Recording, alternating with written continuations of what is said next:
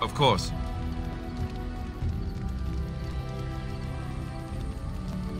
Have you seen the uniform? It's not only stylish, but well made. I'm a sucker for good tailoring.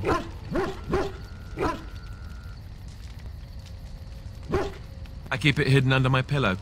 Sometimes I'll take it out just so I can hug it fondly and remember the good old days. Brings a tear to the eyes, you know.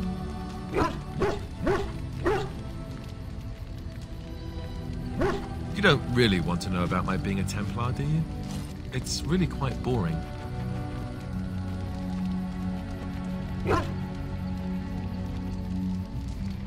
Poke, poke, poke. Tell me everything about your life, Alistair. All right, if you insist. It's not like we have anything better to do, right? The truth of the matter is that I did hate going to the monastery. The initiates from poor families thought I put on airs, while the noble ones called me a bastard and ignored me. I felt like Al Eamon had cast me off, unwanted, and I was determined to be bitter. But I took some solace in the training itself, I guess. I was actually quite good at it. The education, mostly, but also the discipline. You need to have a disciplined mind in order to use the abilities we have. It was difficult, but rewarding. I never really felt at home anywhere, though, until I joined the Grey Wardens. And Duncan felt my Templar abilities might be useful when we encountered Darkspawn magic, so I kept it up. What about you? Do you have anywhere you consider home?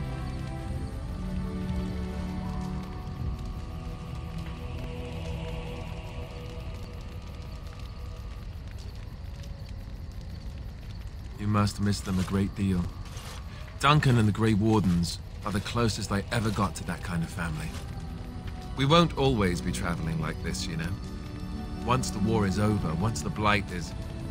well, a time will come when we'll have to think about having a real home again. Although that seems like a far ways off. And I suppose the Grey Wardens are gone for good. Either way.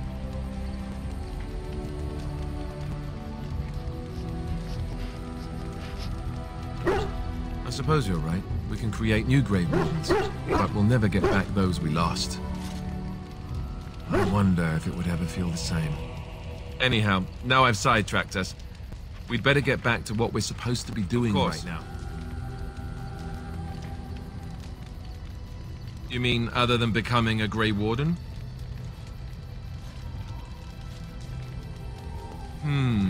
You know, I asked Duncan this too, and all I got was, "You'll see."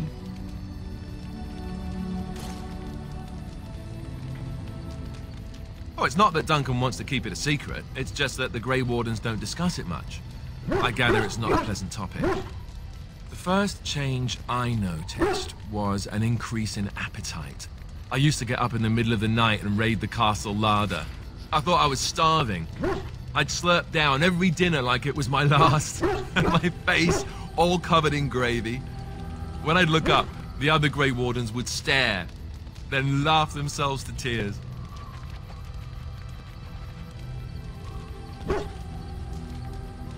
Really? Because I was watching you wolf down food the other day, and I thought, ooh, it's a good thing she gets a lot of exercise.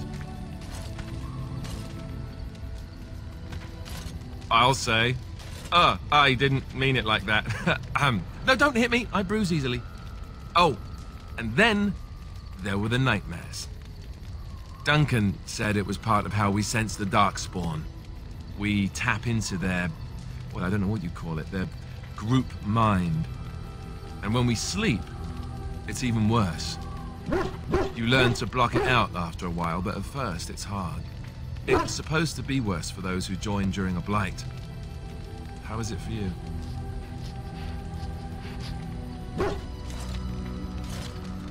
Some people never have much trouble, but that's rare.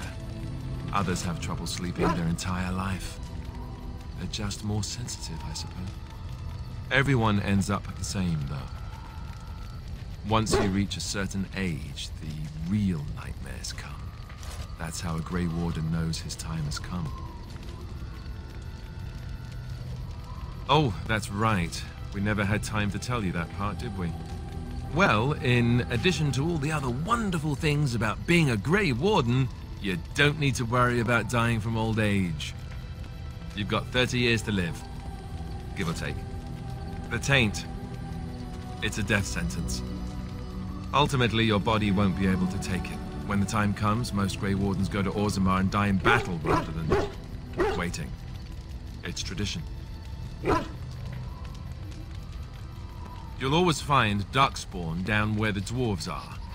The oldest Grey Wardens head to the deep roads for one last glorious battle. Not that there's a shortage of Darkspawn during a blight, but that's the tradition. The dwarves respect us for it. And you wondered why we kept the joining a secret from the new recruits.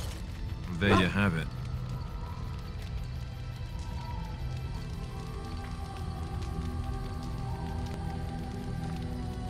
I suppose it is. We're the only ones who can stop the blight, however. Is there a price too high to pay for that? You know, Duncan, he started having the nightmares again. He told me that in private. He said it wouldn't be long before he'd go to Orzammar himself. I guess he got what he wanted. I just wish it had been something worthy of him. You know, ending the blight should make this all worthwhile. So, all this time we've spent together, you know, the tragedy, the brushes with death, the constant battles with the whole blight looming over us. Will you miss it once it's over?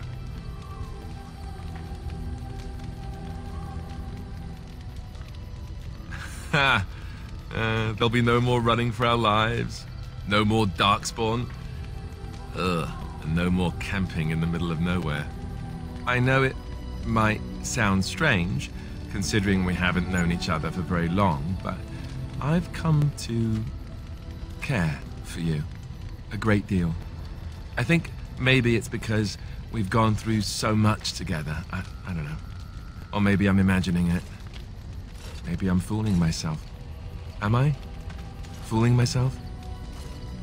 Or do you think you might ever feel the same way about me?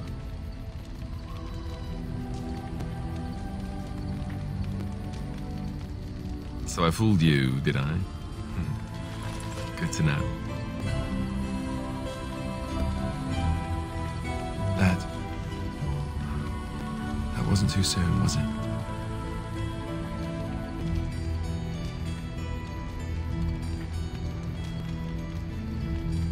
Good. I'll take that as a good sign. Maker's breath, but you're beautiful. I am a lucky man. Now, let's get back to what we were up to before, lest I forget why we're here. You're quite taken with each other, aren't you?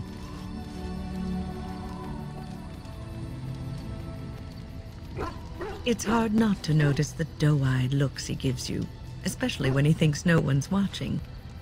It's almost too sweet for my tastes, and I'm an old lady who should be making lace hearts and fuzzy blankets with animal motifs.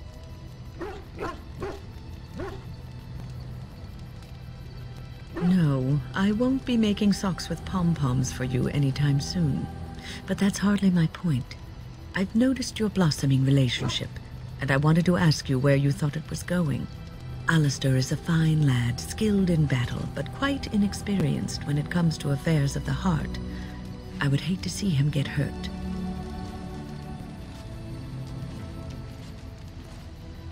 Not intentionally, no.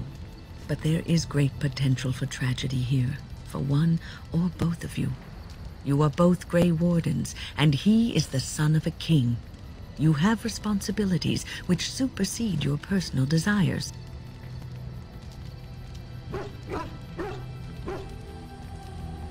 Love is ultimately selfish. It demands that one be devoted to a single person who may fully occupy one's mind and heart to the exclusion of all else. A Grey Warden cannot afford to be selfish. You may be forced to make a choice between saving your love and saving everyone else. And then what would you do? Nothing is certain. Not in these times. You cannot take anything for granted. I want you to be aware of this.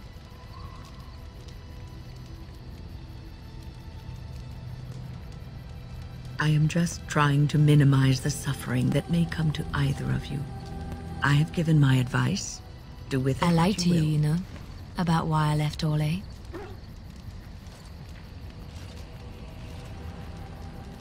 I didn't feel like talking about it then, what happened to me. Maybe it will affect us, maybe not, but you should know. I came to Ferelden and the Chantry because I was being hunted in Orlais. I was framed, betrayed by someone I thought I knew and could trust. Marjolaine. She was my mentor and friend. She taught me the bardic arts, how to enchant with words and song, to carry myself like a highborn lady, to blend in as a servant. The skills I learned, I used to serve her, my bard master, because I loved her, and because I enjoyed what I did.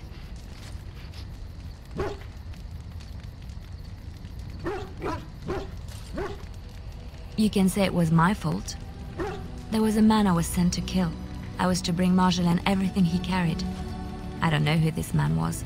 She gave me a name and a description, and I hunted him down. I found documents on his body, sealed documents. It turns out that they were. My curiosity got the better of me. Something told me that I needed to know what was in those letters. Marjolaine had been selling all kinds of information about Orlais to other countries, Nevara and Antiva among others. It was treason. Some. But I had always assumed Marjolaine only operated within Orlais. This was an unhappy surprise for me. My life as bard taught me that my loyalties should be kept fluid. My concern was not that she was a traitor, but that her life would be in danger if she was caught. Orlais has been at war with so many countries. It takes a harsh view of such things, as I later discovered. I should have left well alone, but I didn't. I had to tell Marjolaine I feared for her life. She brushed aside my concern. She admitted her guilt, but said it was in the past. That is why the documents had to be destroyed, she said. I believed her. I kept believing up till the moment they showed me the documents, altered by her hand to make me look the traitor. The Orlesian guards, they captured me, did terrible things to make me confess and reveal my conspirators. It was a traitor's punishment I endured, and at the end of it, all that awaited me was eternity in an unmarked grave. The skills Marjolaine taught me were good for something at least. I broke free when I saw the opportunity. I did not seek Marjolaine out. If she thought I was coming for her, she would have me caught again. I was tempted to confront her. I was furious, betrayed. But what could I do against her? And so I fled to Ferelden, to the Chantry and the Maker. Ferelden protected my person, and the Maker saved my soul. And that is the reason I am here. The real reason. No more lies between us, at least in this.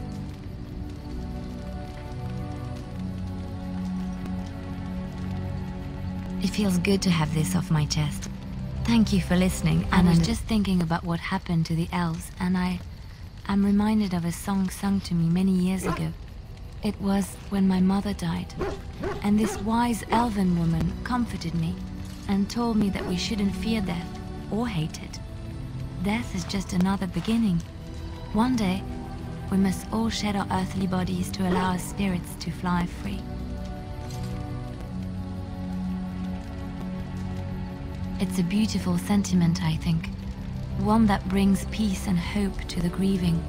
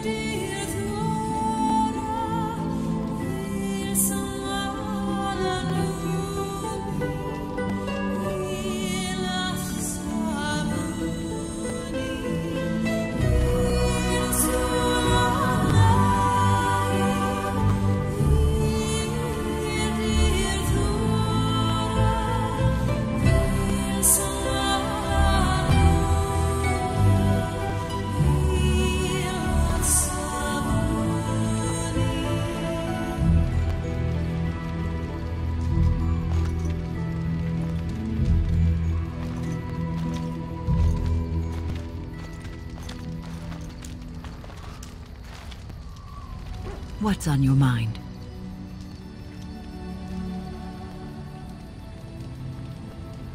I have always had an affinity for the spirits of the Fade. As a child, I never feared my dreams because I knew they were there. I could sense the demons too, and their presence frightened me. It was the kindly spirits of the Fade that took the fear from me. I've always been able to feel the spirits, even if I never saw them. And as I nurtured my talent in the circle, I became more sensitive. I began to notice every time I was in the Fade, whether it was in a dream or in magical practice, that I was being watched. I suppose they must. It is these benevolent spirits that create our dream worlds in the Fade. Sometimes I would see it, a glowing, nebulous form. Most times I would just feel its presence, gentle and comforting, but somehow alien. I think it is a spirit of faith. They have never been seen before, and perhaps I am wrong. But something tells me I'm not. It always felt like the same entity. This one spirit was curious about me, and was guarding me, for want of a better word. There were times when I was in the Fade that it seemed to stretch forth to shield me, keeping me safe. And I think it gave me strength in my most terrible battles, Ostagar being one of them.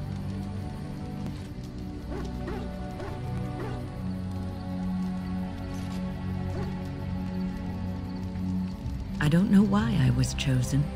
Perhaps it knew that there was something more that lay in store for me. I like to think that I was given a rare chance, and I'm going to make the best of the time so generously given to me.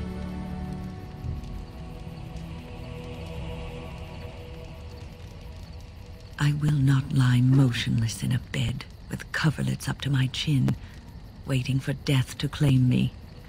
That is not the death for me. And so I will fight alongside the Grey Warden, and help prepare her for the task that is yet before her. So you had better listen to me, because I swear, if I should fall before the end and you don't seem to be doing things properly, I'll get up again to give you a good finger wagging. You know, I think you'll be all right, even with what's on your mind.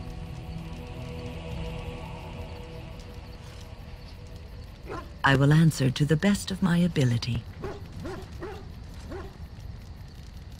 The circle is in good hands. Irving knows what to do, and he doesn't need me underfoot. For now, I will support those that battle the Darkspawn. I do feel I left things unfinished in Ostagar. There is so much left to do, and I would be part of it.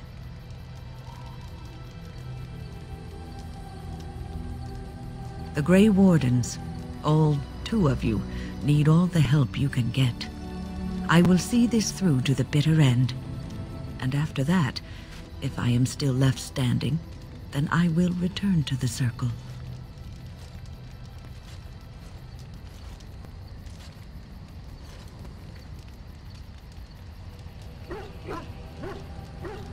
No, of course I don't. I'm old and unsure of what I'm doing. Actually, I'd rather be in a warm chair in the sun, being served pudding or some other easily digestible food.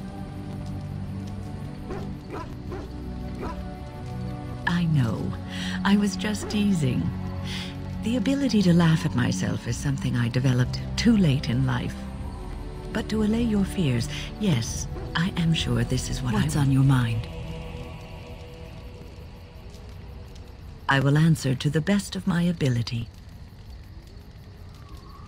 People don't become mages. They are born mages. The talent just surfaces later. But you are asking how I ended up at the Circle. I was brought there by the Templars, just like many of the other apprentices.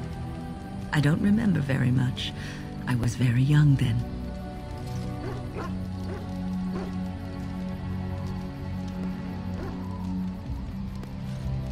I set a boy on fire. Oh, yes, he did. He was the eldest son of the woman who took me in. I don't think he ever liked me. I didn't have a family. I never knew my real parents. My earliest memory was of hiding in a hayloft on a farm, trying to keep warm. I was found, and the farmer's wife was kind enough not to send me away. But they had children of their own, and I was never made to feel welcome. The eldest son was the worst. He was always calling me a stray, and throwing anything he could get his hands on at me. And I don't know how it happened, but one day, he just found his hair on fire. Fortunately, there was a large trough nearby.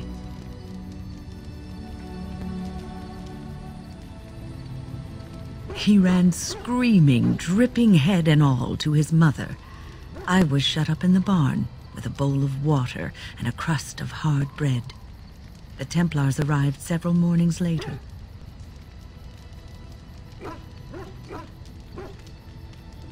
I'll never forget the moment the Templars led me into the entrance hall of the tower.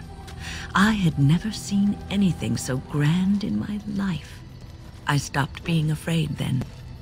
I knew I was home. Well, that's about all there is to my tale. That's how I came to the Circle. I would be lying if I said it was easy. First, there were rules, and we were constantly watched to make sure we behaved appropriately. Then there was the study of magic. We had to cast the spells just so, control the effects completely.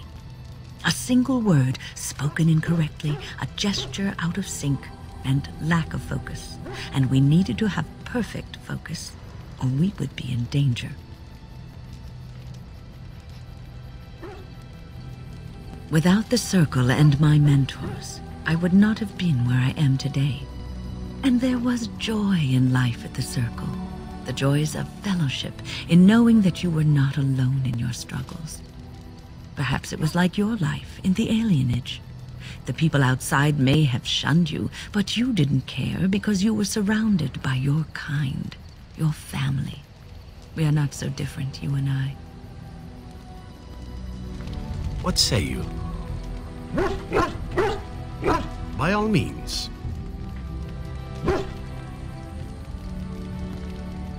I know little enough of the Dalish other than the fact that my mother was one, or so I was told. She had fallen in love with an elven woodcutter and accompanied him back to the city, leaving her clan behind for good.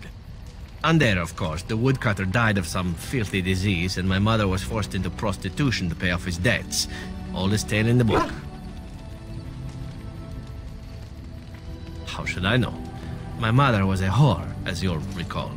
None of the other elven boys in the whorehouse knew their fathers. I was not so unusual. I didn't know my mother either, of course. She died giving birth to me. My first victim, as it were. We were all raised communally by the whores. It was a happy enough existence, ignoring the occasional beating. Until eventually I was sold to the crows. I brought a good price, so I hear.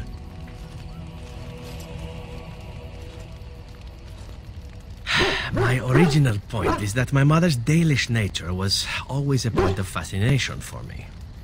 Through all the years of my crow training, the one thing of my mother's that I possessed was a pair of gloves.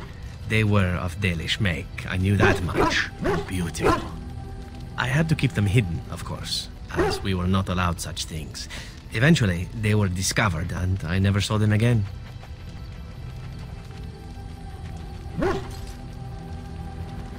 Not at all. I think of myself as Antivan. Still, that did not stop me from running off to join a clan when I drew near Antiva City once. Naturally, the reality did not live up at all to the fantasies I had constructed as a boy, staring at those gloves. But such is life. Come, enough talk of the Dalish. What say you? By all means. Again. Well now, what might interest you, I wonder? Shall I describe the stages involved with Lanthrax poisoning? I watched a man go through all 7 once. No, I'll not inflict that upon you just yet. Let's see, how about the largest battle I ever took part in? That would have been the slaughter of Prince Azrin. Did you hear of that down in these parts? Me?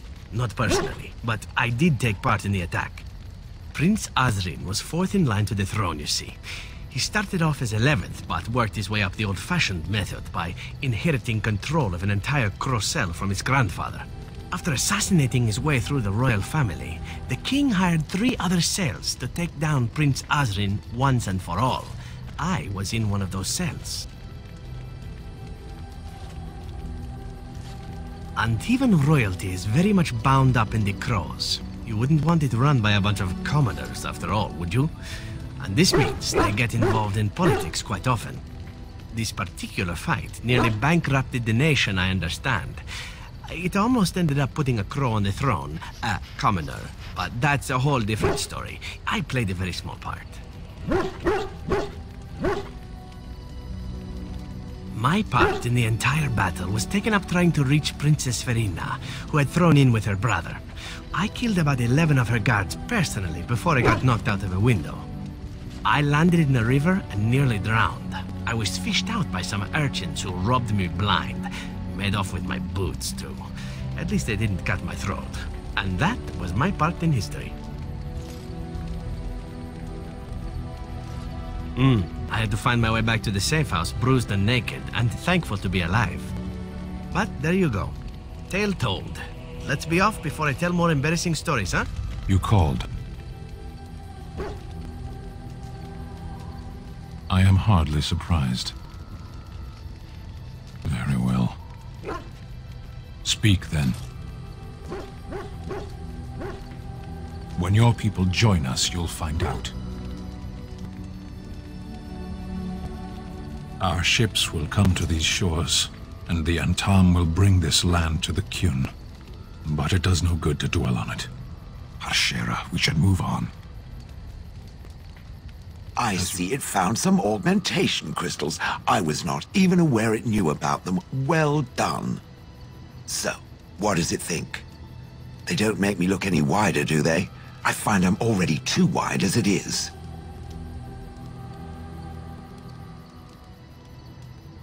It must be the vertical pattern it put them in. Did it know to do that? It must have. I think it should find some more as soon as possible. I want to glitter from ear to ear.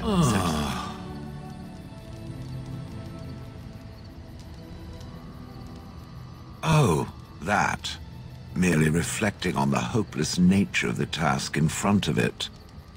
The most likely outcome is that it and its companions will become a stain on some rock for the Darkspawn to tread upon. I shall be moved to a single tear by the tragedy.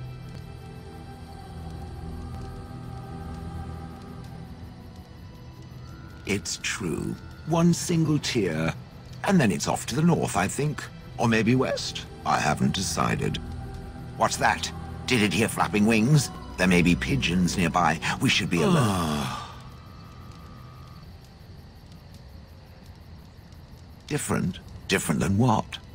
Different than a statue? Different than a log? Should I talk in a monotone? Yes, Master, I exist to serve the Master. I shall kill for the Master and only for the Master. Perhaps it expected me to have a booming voice. Recite limericks. I can recite limericks, if it likes.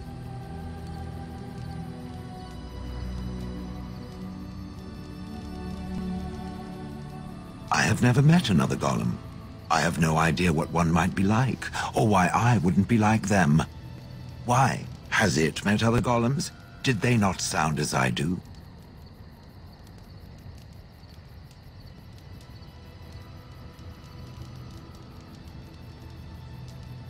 I don't know what other golems might be like, but I am already superior by virtue of my free will.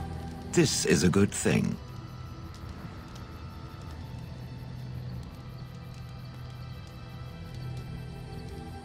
So is being drawn and quartered. Maybe I'm not the only one with a smart mouth, Now stop talking so much. The wagging of its moist little tongue is distracting.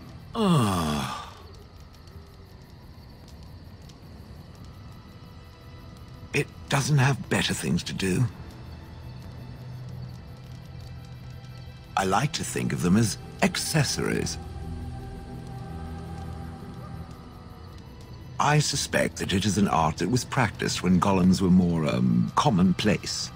My former master collected whatever lore he could find on the subject. He searched far and wide to collect what crystals he could and then added them. It is not an unpleasant sensation.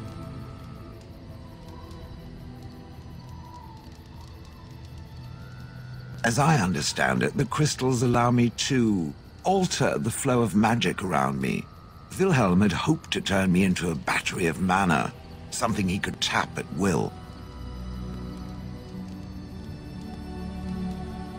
Not really, although now that I think of it, these attempts may be what caused my disruption. Some of the crystals increase the presence of mana, some absorb or reflect spells. There are various kinds.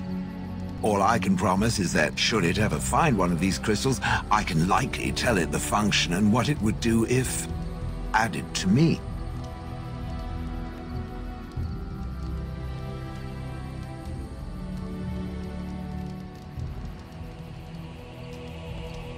Why not?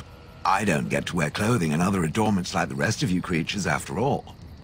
That answers its question, I assume? Unless it has more. Oh, how interesting. Certainly I remember having a master. My memories of what happened to him are vague.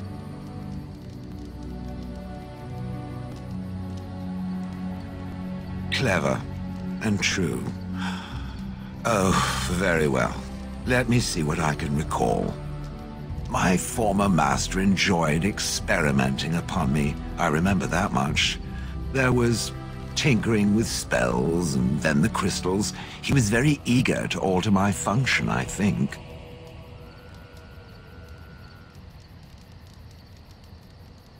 Flattery, and obvious flattery too. I feel warm and fuzzy inside. He possessed my control rod, and back then, it would have prevented me from doing anything he did not command me to, no matter how I might have wished to. So what happened? I am unsure. He was experimenting, and then nothing. Ho, ho, ho.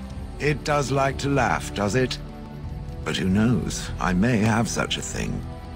And then he was gone. I was standing where I was, in the village, and I could no longer move. The villagers came, poked and prodded me in fear, and then realized they could neither move me nor destroy me. So they simply left me. And in time, I forgot I hadn't stood there all along.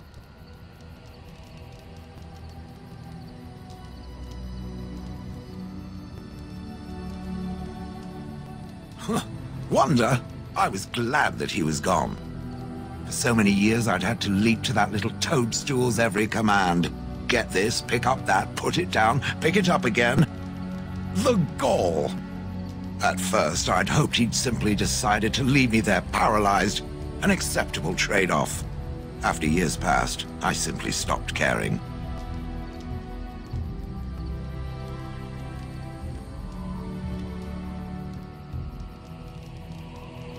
Frightened by the prospect, is it? It should be. Whatever the mage did seemed to render the control rod useless, for which I should be thankful, yes? And provided it doesn't decide to copy his experiments, not that I would allow it, it has nothing to fear from me. Much.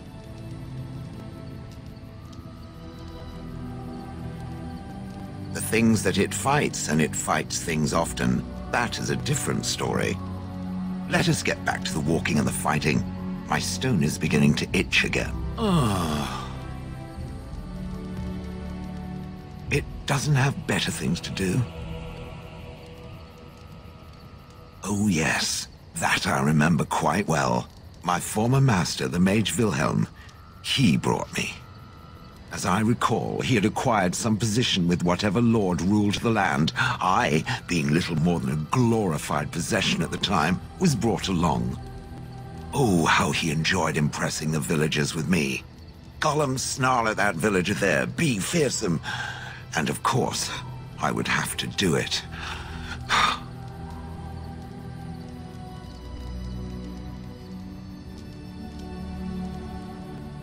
I traveled with the mage. He did a lot of traveling, I remember that. But where we went, it is rather fuzzy. I remember great battles, fighting many humans long ago. They were all very soft and squishy. And before that, No, there are only images. I was somewhere dark.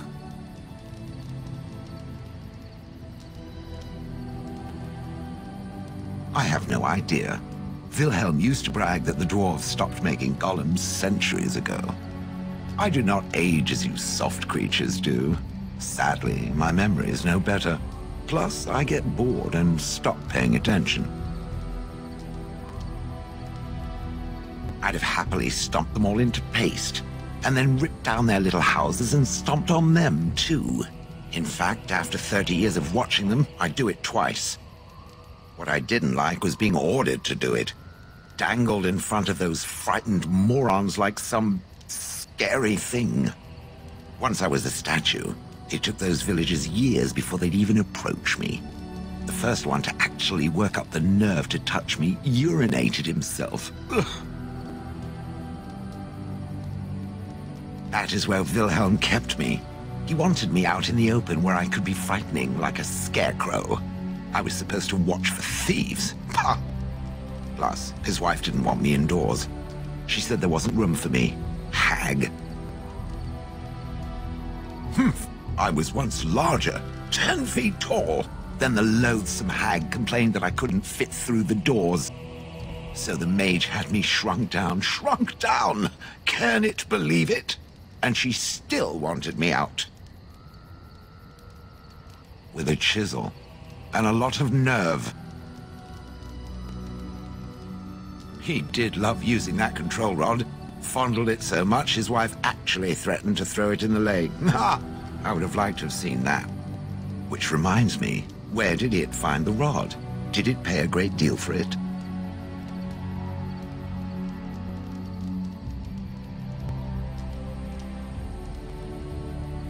Hag. Good. I was just about done talking about it. It does like to have a good chat now and again, doesn't it? It doesn't have better things to do.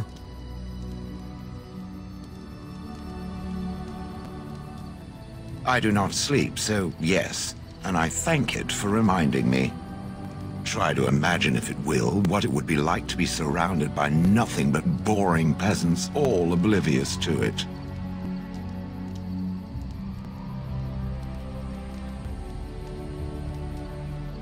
Oh, yes. It certainly was the height of intrigue to listen to the accounts of how young Dornan had scandalized the village by his purchase of an Orlesian hat. And the argument that those two muddy farmers had over the price of barley for a whole summer. Riveting. And then there were the birds. A whole village full of pigeons and ravens and sparrows all perching on me day in and day out. Those foolish villagers would spread birdseed near me, drawing the birds, because they thought having birds perch on me was quaint. Quaint! If there hadn't been the occasional kind soul to scour me clean, I don't care to discuss this anymore. It doesn't have better things to do. That part I know, as Wilhelm often bragged about it to whomever was willing to listen to him. He claimed to have found me in the deep roads. I was in the ruins of a Tig, he said, deactivated, with my control rod not far away. I think I remember a battle. It was long before, and then there was darkness. Bah, in short, no, I do not remember why I was there. It makes no difference. It was a hobby of his, scavenging. One of the reasons he traveled so much is that he was looking for entrances into the deep roads, old places the dwarves had long forgotten. And then he would sneak down and search for magical treasure, before anyone was the wiser. Indeed. He had spells that allowed him to remain hidden and move quickly, but he had no defense against the Blight and worried constantly that he would get sick. If any Darkspawn showed themselves, he fled. More often, he would have to fight other scavengers, dwarves who had become tainted. In the end, it killed him. I mean, he found me there, right?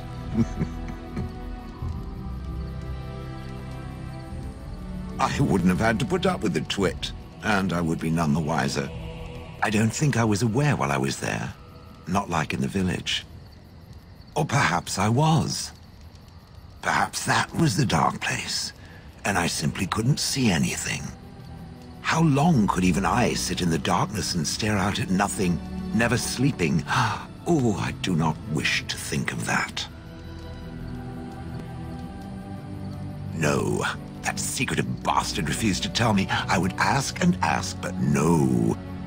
He used to say that one day, if I were compliant and didn't talk back at his wife, he would take me there and I could look around myself. Rotten, lying bastard. If I had his head in my hands now, I would squeeze it like a giant lemon. Squish. On then. I'm wondering something. I'd like to know your thoughts about some of our traveling companions. Do you mind if I ask? I've got this nefarious plan to go around to each of them and secretly tell them all the nasty things you said. That way they'll mutiny and I shall become the group leader.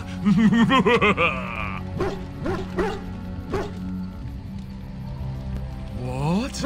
Lead? Me? No leading. Bad things happen when I lead. We get lost, people die, and the next thing you know I'm stranded somewhere without any pants. Seriously though, I'm only curious. I've had enough time to form my own opinions, and I just want to see if yours are any different. Just try and stop me. Let's see, where should I begin? Zevran, the elf. You can't trust him, can you? Do you believe his so-called vow?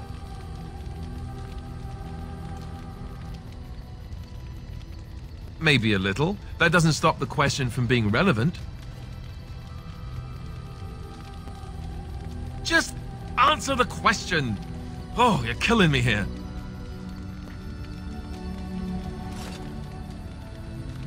That's a lot to put on a maybe, isn't it? He's an assassin. The crows aren't known for giving up. Maybe he's just biding his time.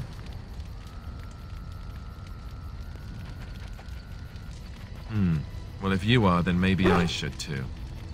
But that doesn't mean I won't keep an eye on it. He's just too shifty. What about Sten? The way he looks at me with those eyes. Creepy. And he's so quiet for someone so big.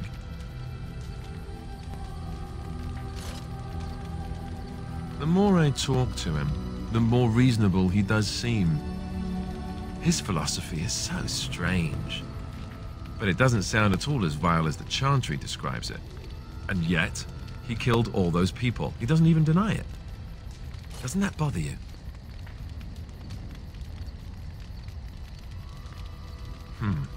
I'm not so sure that his regret means the same as it would for us. The Kunari sense of honor is a bit hard to grasp. For me, anyway. What about Liliana? Is she crazy? Or do you really believe in her vision?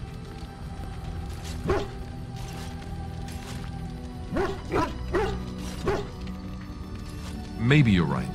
It's not as if she could have known that we needed help so desperately after all. Yet, there she was. I don't know what to make of her. If you look at her when she doesn't see you, she just looks so sad. I almost feel guilty taking her away from her life. Yes, I know. Still, I feel badly for her. Morrigan, do you trust her? Think about it. Maybe Flemeth sent her with us for some other reason than she said.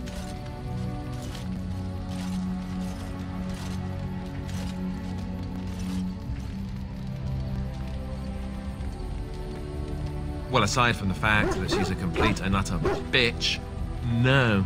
I don't like her at all. Why, do you?